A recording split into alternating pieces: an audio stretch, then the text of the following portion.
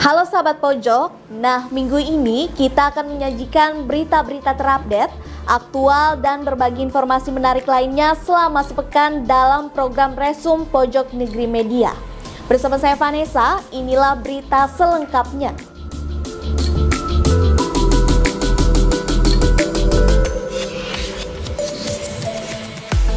Presiden Jokowi menggunakan pakaian adat Kesultanan Delhi saat menjadi inspektur upacara peringatan Hari Kesaktian Pancasila 1 Juni 2023 di Istana Merdeka. Ada yang menarik dari penampilan Presiden RI ke-7 kali ini. Jokowi yang notabene merupakan orang Jawa menggunakan keris di depan, tidak di belakang pada umumnya menurut kebudayaan masyarakat Jawa. Penempatan letak keris di depan ini juga memiliki makna tersendiri. Apa maknanya? Praktisi keris yang aktif melestarikan keris, Victor Mukhamadenis, mengatakan cara seseorang mengenakan keris memiliki banyak makna. Penggunaan keris di belakang menurut dia bermakna bahwa orang Jawa tidak suka pamer, tidak suka menonjolkan kelebihan. Meski memiliki kelebihan, kekayaan, kepandaian, atau kesaktian tertentu, orang Jawa akan selalu tampil rendah hati. Penggunaan keris di belakang juga bermakna bahwa orang Jawa bisa mengendalikan ketajaman atau kekuatan yang dia miliki. Dalam arti lain, pantang bagi orang Jawa untuk menunjukkan kesaktiannya di depan orang lain. Mereka bisa mengendalikan hawa nafsu, bukan justru dikendalikan oleh hawa nafsu tersebut. Namun beberapa kondisi atau tokoh tertentu juga memungkinkan keris tidak digunakan di belakang. Bahkan keris ternyata juga bisa dipakai di depan. Penggunaan keris di bagian depan atau perut disebut dengan sikep. Biasanya orang yang menggunakan keris di depan adalah golongan ulama atau kiai. Pada masa kerajaan, menempatkan keris di belakang juga menunjukkan negara sedang berada dalam masa damai. Hal itu bertujuan untuk menghilangkan rasa ancaman terhadap siapapun, serta menghormati orang lain terutama tamu. Sedangkan penggunaan keris di depan berarti seseorang sudah siap mati dalam membela apa yang dia percaya atau yang dia bela. Itu juga yang dilakukan Pangeran Diponegoro pada setiap peperangan menghadapi Belanda. Hal itu menunjukkan bahwa Pangeran Diponegoro sudah siap mati dalam perjuangannya melawan penjajah, sebut Victor dalam beberapa kesempatan.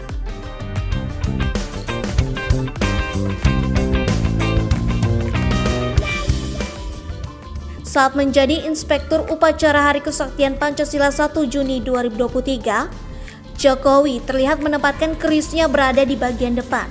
Adakah pesan tertentu yang ingin disampaikan Jokowi melalui tampilannya ini?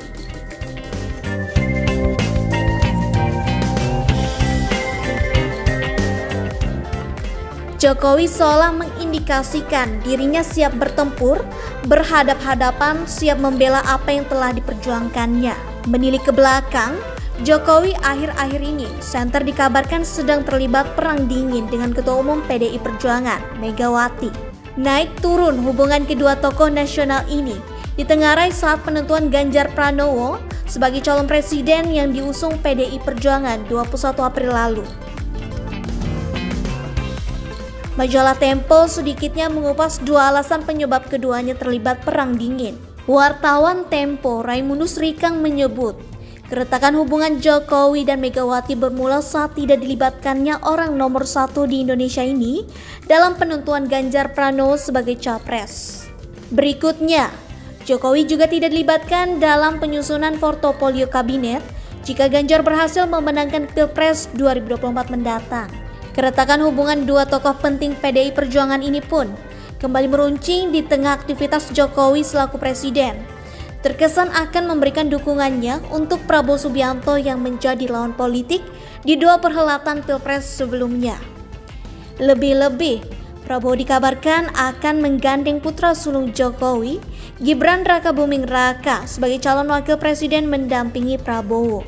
Pertemuan Prabowo dan Gibran pun intens belakangan ini, hingga Gibran harus menerima teguran dari DPP PDI Perjuangan. Kan ini soal yang lebih personal sebetulnya. Raja yang terluka, raja yang terhina, raja yang dipermalukan.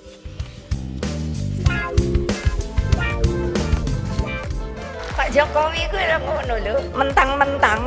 Padahal Pak Jokowi kalau nggak ada PDI Perjuangan juga, aduh kasihan dah.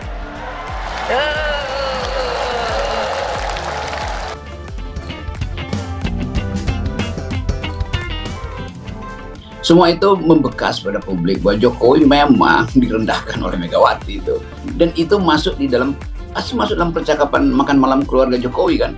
Kan kita bisa bayangkan satu keluarga Jawa yang selalu hati-hati berupaya untuk menyimpan amarah, akhirnya nggak bisa dibendung karena terasa bahwa publik pun menginginkan menonton duel akhir antara Mega dan Jokowi kan.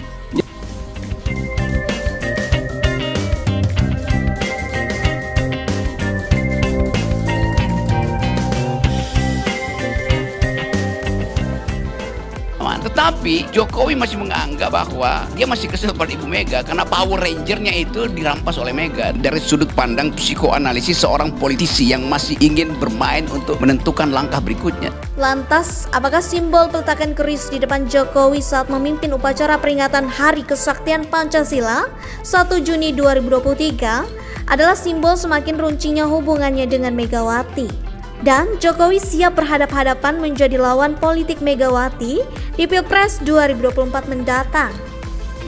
Di berita kedua ini, kita akan membahas salam metal di Rakernas 3 PDIP. Jokowi beri Ganjar Pranowo wejangan. Bersama saya Vanessa, inilah informasi selengkapnya.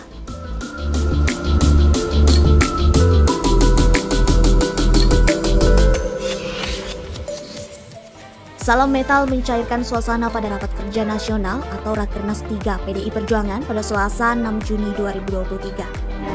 Hal itu tidak terlepas dari isu mengenai retaknya hubungan Presiden Jokowi dengan Megawati terkait persoalan Pilpres 2024. Ganjar Pranowo yang dituding sebagai biang kerok retaknya hubungan Jokowi dengan Megawati tampaknya menyambut kedatangan Presiden di pintu masuk sekolah partai Lenteng Agung, Jakarta Selatan. Pada Rakernas kali ini, baik Jokowi, Megawati, dan Ganjar Pranowo berdiri sejajar. Rakernas dibuka langsung oleh Ketua Umum PDIP, Megawati Soekarno Putri. Hadir juga bakal calon Presiden Ganjar Pranowo, Kepala Pusat Analisis dan Pengendali Situasi PDIP, Prananda Prabowo, Ketua DPP PDIP, yang juga Ketua DPR RI, Puan Maharani, dan Sekretaris Jenderal PDIP, Hasto Kristianto. Ada juga Bendahara Umum PDIP, Oli Dondo Kambe, hingga ex-sekjen Pramono Anung. Mereka duduk sejajar di baris terdepan.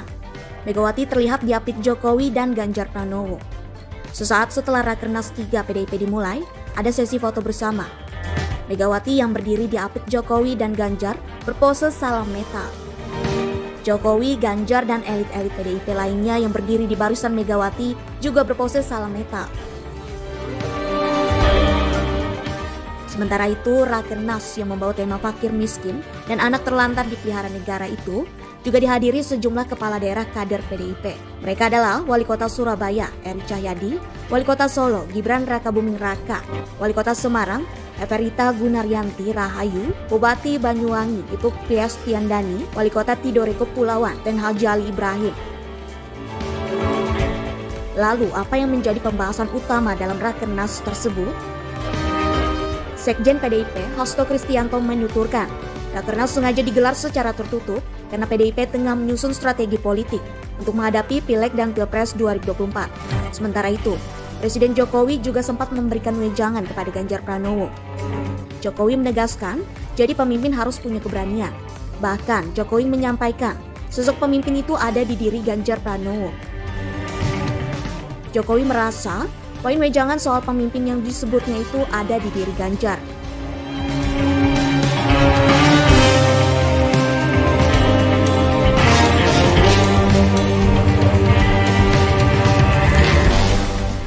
Rocky Gerung kembali angkat bicara mengenai kehadiran Presiden Jokowi pada Rakernas tersebut.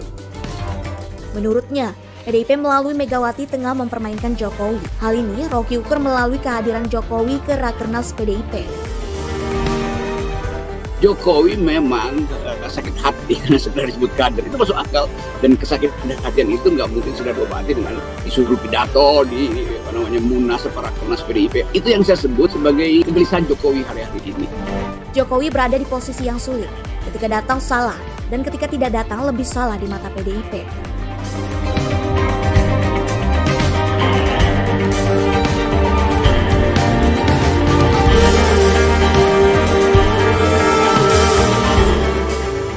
Kendati demikian, Rocky menilai PDIP masih sangat membutuhkan Jokowi. Hal ini tidak terlepas dari anjloknya elektabilitas Ganjar Pranowo di berbagai hasil lembaga survei. Tetapi PDIP jadi masalah tuh, karena juga survei terhadap Ganjar drop terus kan. Jadi bagian itu yang mungkin dicemaskan Megawati sehingga dia memerlukan lagi Jokowi sebagai petugas partai untuk ikut mendorong Ganjar lagi. Nah Jokowi tentu senang, walaupun kesenangan itu ya palsu juga, karena Jokowi menganggap tuh kan masih perlu saya kan. Tapi sekali lagi publik nggak peduli itu, publik peduli yang ingin dilihat publik adalah pertandingan etika politik yang harus dituntaskan. Di informasi berikutnya, kita masih ngomongin desas-desus Presiden Jokowi berikan sinyal dukungan kepada Menteri Pertahanan Prabowo Subianto. Kali ini ada baliho bertuliskan 2024 jatah Pak Prabowo bertebaran di Lampung. Bersama saya Vanessa, inilah informasi selengkapnya.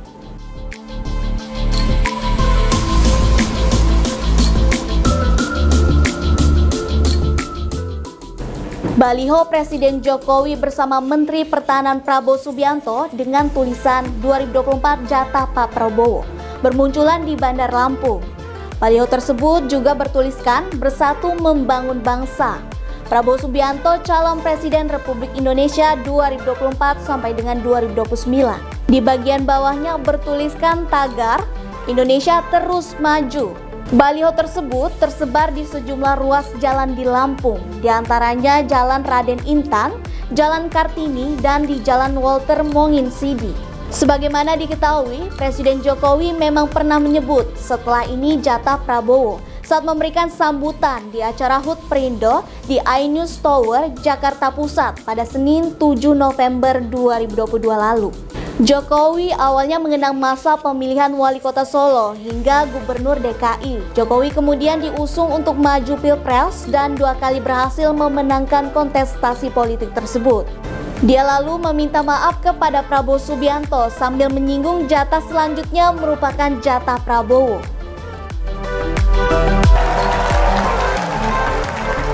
Kelihatannya setelah ini jatahnya Pak Prabowo. Di berita penutup minggu ini datang dari Menteri Pertahanan Prabowo Subianto, di mana Prabowo gencar lakukan pertemuan bilateral Tumi Menhan Amerika dan Qatar. Bersama saya Vanessa, inilah informasi selengkapnya.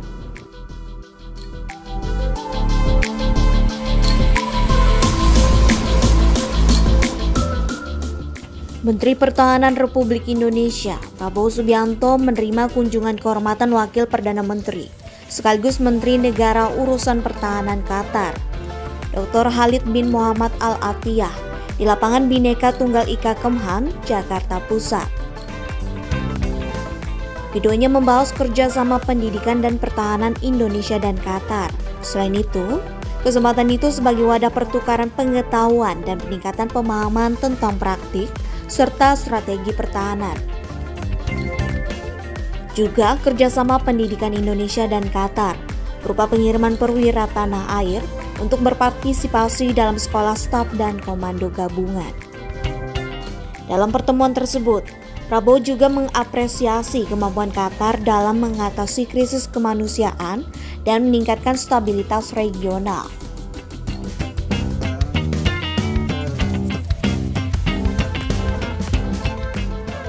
Usai pertemuan, Prabowo dan Khalid keluar dan saling bertukar cenderamata. Prabowo menyerahkan kenang-kenangan senapan serbu buatan PT Pindad SS2V5A1, sedangkan Khalid menyerahkan miniatur. Sebelum bertemu dengan Menhan Qatar, Prabowo juga sempat bertemu dengan Menhan Amerika Serikat, Lloyd J. Austin III, di sela kegiatan International Institute for Strategic Studies Shangri-La Dialogue ke-20 di Singapura. Kerjasama antara Indonesia dengan Amerika Serikat dipastikan akan terus terjalin dalam berbagai bidang, terutama terkait sistem pertahanan.